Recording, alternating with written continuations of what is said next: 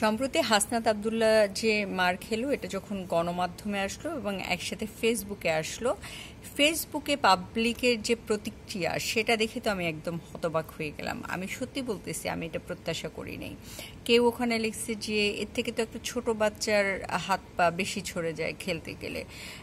আবার কেউ মন্তব্য করেছে যে কেবল তো শুরু। অনেকেই লিখেছে যে সামনের দিনগুলো আরও কি হবে সেইটা ভাবেন। কেউ লিখছে বাটপার, কেউ লিখছে চাঁদাবাজ। মানে আমি সত্যি শকড। আবার কেউ মানে জনগণ কেন এই ধরনের প্রতিক্রিয়া দিচ্ছে। এবং আমি দেখলাম যে এই যে হাসনাত আবদুল্লাহর উপর হামলা হয়েছে সেইটা যারাই শেয়ার করেছে সেখানেও কমেন্টসদের একই অবস্থা, হা হা রিয়াকশন দিয়ে ভর্তি। আবার কেউ লিখছে 9 মাস আগে চড়তি রিকশায়, এখন তো আবার সবগুলার দেখি গাড়ি হয়েছে। মানে আমি তো অবাক জনগণের এই প্রতিক্রিয়া দেখে। এবং আমার মনে হচ্ছে যে দেখেন, শেখ হাসিনা একজন স্বৈরাচার ছিল, ফ্যাসিস্ট ছিল।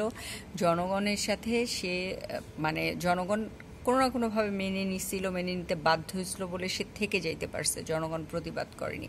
এরা শেখ হাসিনাকে তাড়ানোর নাম করে তারপর তারায় এরা নিজেদেরকে যে অবস্থায় নিয়ে গেছে, জনগণ এতে প্রতারিত বোধ করতেছে। এখন একটা মানুষ যখন প্রতারিত বোধ করে, মনে করে যে সে প্রতারণার শিকার হয়েছে, তার রিয়াকশন কিন্তু ডিফারেন্ট হয়। আমি আসলে হাসনাতের এই যে হাসনাতের উপর হামলা হলো সেইখানে আমি জনগণের প্রতিক্রিয়ার মধ্যে দেখতে পাচ্ছিলাম যে তাদের একটা প্রতারিত হবার বোধ, একটা ক্ষোভ।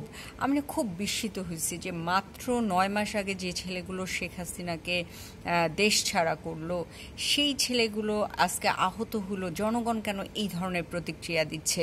এই ছেলেগুলোর আসলে এই 9 মাসে মানে লাস্ট কয়েক মাসে তো ভীষণ রকম তাদের বিরুদ্ধে অভিযোগের একদম ফিরিস্তি। জনগণ তো বুঝতে পারতেছে, জনগণ আবারও সেই মানে শেখ হাসিনা আমলের মতো হয়েছে, বুঝতে পারতেছে। কিন্তু জনগণের সহ্য করা ছাড়া কোনো উপায় নাই, জনগণ সহ্য করে যাচ্ছে।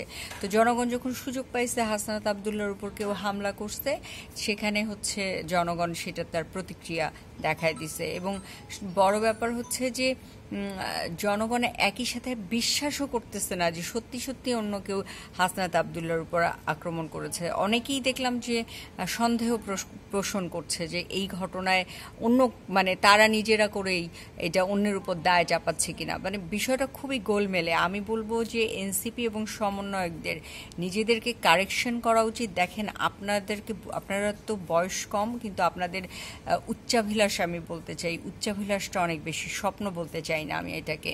সুতরাং আপনারা নিজেকে কারেকশন করেন। শেখ হাসিনা নিজেকে কারেকশন করতে পারে নাই বলে আজকে আওয়ামী লীগ এবং শেখ হাসিনার এই পরিণতি হয়েছে। আপনারাও যদি নিজেদেরকে কারেকশন করতে না পারেন, তাহলে কিন্তু জনগণের হৃদয়ে থাকতে পারবেন না। জনগণের হৃদয়ের সিংহাসনই সব থেকে বড় সিংহাসন, এটা কিন্তু মনে রাখতে হবে।